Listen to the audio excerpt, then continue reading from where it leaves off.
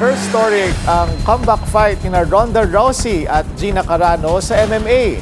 Ang laban na dekadang hinintay natapos sa loob lang ng 17 seconds. Narito ang agenda report ni Sheila Salaysay.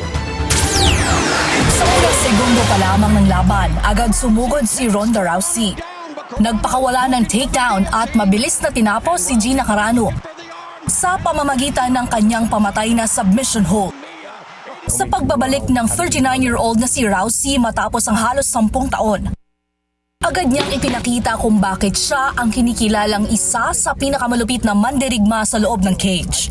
Siya ang first female UFC champion, kauna-unahang babaeng nag-headline ng UFC pay-per-view at nag-iisang atleta na humawak ng parehong UFC at WWE championship sa kanyang karera.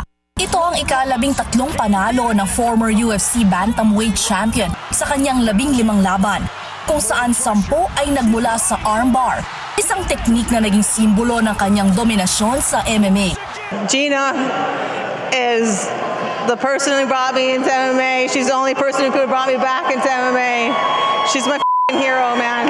Like you brought me back home and nobody else could. You showed me where my home was and nobody else could. Like you changed my world and we changed the world. And I will never ever forget. And I will never be able to pay you back enough. Sentro rin ng kwento ang pagbabalik ni Gina Carano matapos ang 17 taon na pagkawala sa MMA.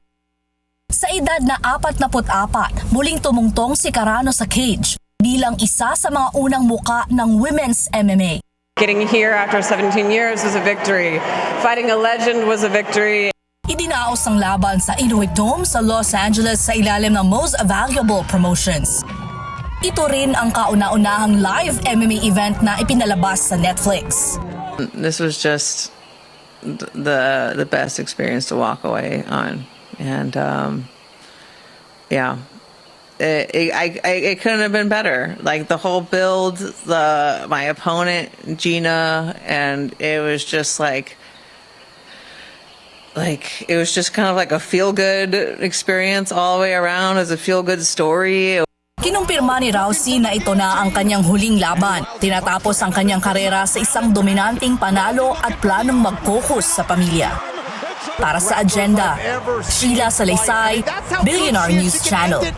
Manatiling nakatutok sa Billionaire News Channel, sumubaybay sa aming social media accounts at mag-subscribe sa aming YouTube channel para sa mga eksklusibong balita at storya.